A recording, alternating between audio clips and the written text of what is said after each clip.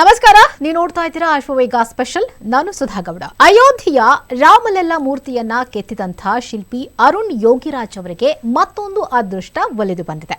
ಬಾಲರಾಮನ ಮೂರ್ತಿಯ ಕೆತ್ತನೆಯ ಶೈಲಿ ಮತ್ತು ಬಾಲರಾಮನ ಮುಗ್ಧತೆ ಇಡೀ ವಿಶ್ವದ ಜನರ ಮನಸ್ಸನ್ನ ಕದ್ದು ಬಿಟ್ಟಿದೆ.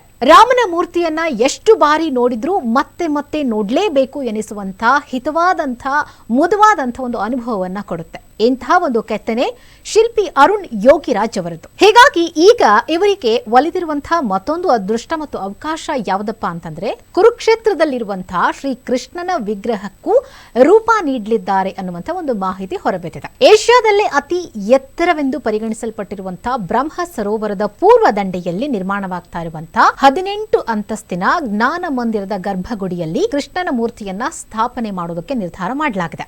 3 ಎಕರೆ ಜಾಗದಲ್ಲಿ ಸುಮಾರು 18 ಅಂತಸ್ತಿನ ಜ್ಞಾನ ಮಂದಿರ ನಿರ್ಮಾಣವಾಗ್ತದೆ ಅಂತ ಶ್ರೀ ಬ್ರಹ್ಮಪುರಿ ಅನ್ನಕ್ಷೇತ್ರ ಟ್ರಸ್ಟ್ ಜ್ಞಾನ ಮಂದಿರದ ಸಂಸ್ಥಾಪಕ ಸ್ವಾಮಿ ಚಿರಂಜೀವಪುರಿ ಮಹಾರಾಜ್ ಹೇಳಿದ್ದಾರೆ. ದೇವಾಲಯದ ಗರ್ಭಗುಡಿಯಲ್ಲಿ ಅರ್ಜುನನಿಗೆ ಸಂದೇಶವನ್ನ ನೀಡುವಂತಹ ಕೃಷ್ಣನ ಬೃಹತ್ ರೂಪವನ್ನ ಪ್ರತಿಷ್ಠಾಪಿಸಲಾಗುತ್ತೆ. ಇದಕ್ಕಾಗಿ ಶಿಲ್ಪಿ ಅರುಣ್ ಯೋಗಿರಾಜ್ ಅವರೊಂದಿಗೆ ಈಗಾಗಲೇ ಒಂದು ಸುತ್ತಿನ ಚರ್ಚೆಯನ್ನ ನಡೆಸಲಾಗಿದೆ. ಈ ಕುರಿತು ಶೀಘ್ರದಲ್ಲೇ ಖ್ಯಾತ ಶಿಲ್ಪಿ ಅರುಣ್ ಯೋಗಿರಾಜ್ ಅವರು ಈ ಒಂದು ಸ್ಥಳಕ್ಕೆ ಭೇಟಿಯನ್ನ ನೀಡಲಿದ್ದಾರೆ ಎನ್ನುವಂತಹ ಮಾಹಿತಿಗಳು ಕೂಡ ಲಭ್ಯ ಆಗಿದೆ.